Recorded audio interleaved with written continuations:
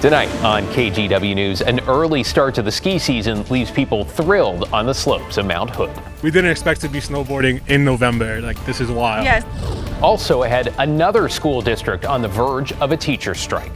The latest tonight from last-minute negotiations in Albany. Plus, we work hard for what we do have out here, and to lose it is bull. Reaction to the city's new plan to tow some vehicles without warning. And later, why multiple coyote sightings in this Portland community have left neighbors unsettled and on alert.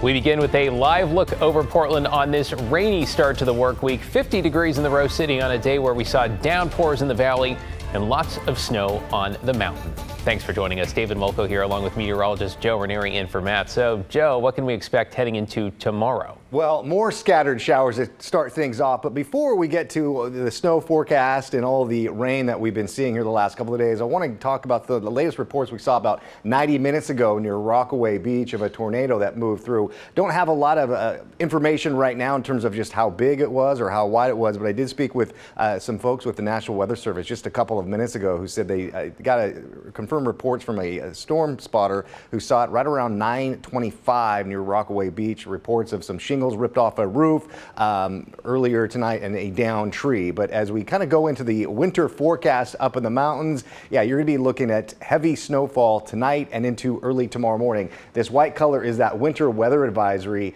that's in effect until tomorrow. Basically, 4,000 feet and higher is where this the heavy snow is going to be taking place. And meanwhile, speaking of the coast again, you have that warnings along the high surf advisories over the next couple of days. King tides kick in over the next few days too, so be aware of that if you're going to be going to the beach this weekend. Looking at the snow levels in the next few days, it's not going to be impacting you basically 4,000 feet or lower, but you climb over the mountain passes, you are going to be seeing heavy snow tonight with a snow level at 4,500 feet. It jumps up to about 5,000 feet heading into Wednesday, but the heaviest amount of snow is going to be falling tonight and into tomorrow, and that snow picks up again late tomorrow night and into Wednesday. So it is looking like winter and ski season up in the higher elevations. I'll talk more about the tornado near Rockaway Beach in just a few minutes. David, back to you. Hey, thanks, Joe. Appreciate that update. Timberline, of course, had a limited opening because of all the snow that's fallen already. It turns out it's their 7th earliest start to the season since 1972. On the mountain today, we talked to those who are already geared up, goggles down and carving turns. Honestly, we didn't even get out here until early January last year. So the fact that we have an extra 6+ weeks and season passes is going to almost double the amount of runs we get up here. Yeah, meanwhile, Mount Bachelor is set to open Friday, its earliest since 1998. And Meadows fans, you're also in luck. The resort will open for a preview weekend that starts on Friday. To get you caught up on tonight's other headlines, Lincoln City Police are investigating after a county sheriff's deputy shot and killed a woman in Waldport. This started around 7:30 Sunday night when neighbors reported someone shooting a rifle on Southeast Rolfe Court. The sheriff's office says a deputy responded, and when a woman walked out carrying a gun, the deputy shot her. She died on the way to the hospital. The woman's name has not been released. President-elect Donald Trump is reportedly set to nominate Florida Senator Marco Rubio as his Secretary of State. That's according to the New York Times. This comes as the president-elect nominated several others to top posts, including Florida Congressman Mike Waltz as his national security advisor and Tom Homan, a former acting director of Immigration and Customs Enforcement, as his border czar. And a friendly reminder, Leaf Day service kicked off this weekend in Portland. Now through the end of December, Peacock crews will clear leaves along Portland's major streets to prevent clogged drains and slick surfaces. If you live on a busier street that has leaf service, mark the date, pay attention to signs, because parking on the street during your neighborhood Leaf Day could get your vehicle towed. Tonight, the clock is ticking in Albany, where teachers are set to strike on Tuesday, though it appears the district and union are negotiating late into the night to try to avoid a walkout. Alma McCarty's in the newsroom with the very latest. Alma? Yeah, David, right now, bargaining teams are still at the table trying to reach an agreement. Regardless of the outcome tonight, however, there will be no school tomorrow, according to the district. That's because educators already turned in their keys and computers in anticipation of the strike. If both sides do reach a deal, the district, quote, wants to give teachers a day to get things back in order before they have students again. Now, last month, around 600 Greater Albany public schools educators voted with 92% authorizing a strike after 9 months of negotiations with the district. This is video of the rally this weekend leading up to a possible strike. If teachers and the district don't reach a settlement in the overnight hours, this strike would be the first in the district in 37 years. Some of the bargaining priorities include teacher pay, school safety, and student resources. The union has also accused the district of failing to meet the needs of students with IEPs, individualized education programs. Again, Monday's marathon mediation session continues. Both sides say they are willing to work into the early morning hours to reach a deal.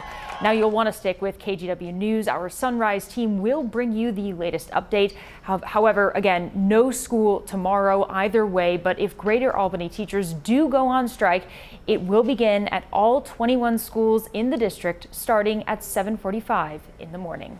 David. Thanks, Elma. Appreciate you walking us through the details there. Let's talk about the election now and get you caught up on the Portland City Council races, with the Oregonian projecting winners for 10 out of the 12 seats. In District 1, that is east of I-205, climate justice advocate Candace Avalos and former Multnomah County Commissioner Loretta Smith have taken the top 2 spots. Lobbyist Jamie Dunphy leading for number 3, though that seat remains too close to call. District 2 is decided. That is north and northeast Portland. The projected winners here: Samir Kanal, inclusive policy manager for the city of Portland, also policy and advocacy consultant Alana Purtle-Guinea, and current city commissioner Dan Ryan. District 3 also settled. That is most of inner southeast. The Oregonian projecting former city commissioner Steve Novick, teacher Tiffany Koyama Lane, and policy advocate Angelita Murillo, all winners here.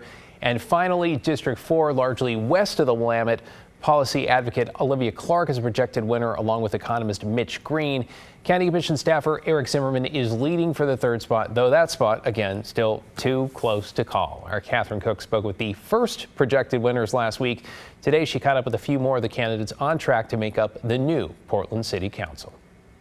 With this many people running, a lot of folks felt like they got to express their needs and concerns for the first time in a long time about Portland. Alana Purtle-Guinea doesn't want that feeling to end among Portlanders now. The policy and advocacy consultant is a projected winner for Portland City Council District 2, covering North and Northeast Portland.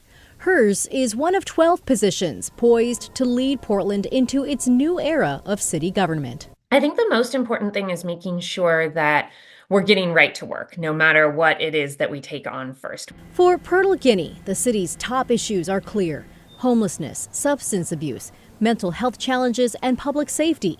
To tackle them, she believes the new city council must first learn to work well together. A short-term success will look like a council who gets along well, who works out challenges together, who goes to each other to work out policy differences, instead of, frankly, going to you all first. The press have a really important role here, but that's not where we should be working out our differences. I think everyone in the city is going to be expecting us to kind of rise to this challenge. Mitch Green, an economist, is a projected winner for Portland's City Council District 4, covering Portland's west side and some of southeast Portland. His priority? We've got to move very fast in creating a much better relationship between the county and the city so that we can be effective in tackling our homelessness and mental health and addiction crisis. Once the dust settles, Green says he's anxious to take on the critical energy infrastructure hub. And with enough time, he hopes to see Portlanders having regained faith in local government. If we're not successful in that, I think the city will be quite loud. So yeah, I think that at a minimum, I'm looking to see that perception of our city has improved. So far, we have 10 projected winners for City Council. We're just waiting on the last 2. That's 1 seat each in Districts 1 and 4. We're expecting to see results from the next batch of counted votes on Wednesday. David. Thanks, Catherine. Appreciate it.